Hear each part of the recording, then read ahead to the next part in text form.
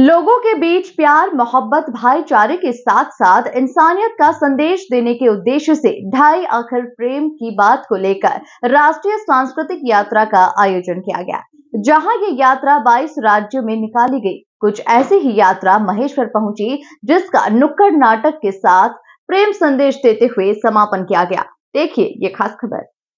देश के अनेक संगठनों ने महात्मा कबीर के दोहे 2.5 अक्षर प्रेम को माध्यम बनाकर एक सांस्कृतिक यात्रा देश के 22 राज्यों में निकाली। भगत सिंह के जन्मदिवस 28 सितंबर से प्रारंभ हुई ये यात्रा 22 दिसंबर से 27 दिसंबर को मध्य प्रदेश से गुजरी। इस यात्रा में विभिन्न कलाकारों, लेखकों, रंगकर्मी और आमजन के द्वारा कला माध्यमों से प्रेम, इंसानियत और भाईचारे की प्रस्तुति दी गई।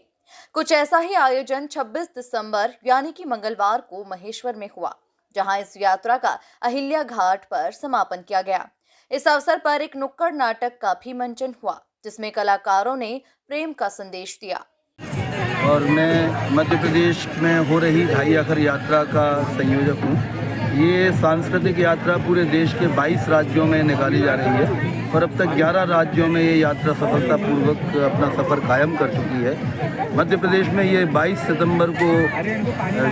दिसंबर को शुरू हुई थी इंदौर से और 27 तारीख को कल इंदौर में ही जाकर ख़त्म होगी।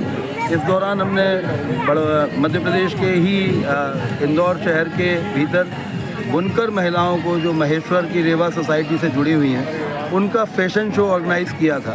ये पहली मर्तबा था कि जिन महिलाओं ने कपड़ा बुना है, जो मजदूर महिलाएं थी, वो अपना ही कपड़ा पहन करके खुद मॉडल की तरह से रैंप पर उतरी और ये श्रम के सौंदर्य को हमने स्थापित करने की एक कोशिश की। तो उसी तरह से अलग अलग जगहों पर हम जाकर के जो कोशिश कर रहे हैं वो ये कि जो सुंदरता के मानदंड हैं वो बदलें। जो मेहनतकश लोग हैं उनके सौंदर्य को असली सौंदर्य माना जाए और ईमानदारी को, इंसानियत को, भाईचारे, बहनापे को असली सौंदर्य माना जाए, ना कि संपत्ति से सौंदर्य का, देखने से सौंदर्य के मानदंड कायम हो, जैसा कि आजकल हो रहा है। और ख़ास तौर से आजकल जब रूस में, यूक्रेन में, इजराइल में, फ़िलिस्तीन में, हमारे देश में भी मणिपुर में और जगह जगह पर तरह तरह के हिंसाएँ चल रही हैं, कहीं जातिगत, कहीं आपसी जातीय हिंसाएँ हैं। ऐसे में ये एक बहुत बड़ी हमारी कोशिश है कि लोगों के बीच में इंसानियत कायम हो। और हम महेश्वर के क्षेत्र में आज मौजूद हैं क्योंकि ये नर्मदा का किनारा है और ये नर्मदा बचाओ आंदोलन की कर्मभूमि है, संघर्षों का क्षेत्र है। और हम यहाँ कई गांवों में देख कर के आए हैं कि डूब ने हाल के दिनों में क्या तबाही की। ये कृत्रिम डूब जो लाई गई, उनने लोगों की ज़िंदगी को बदहाल कर दिया।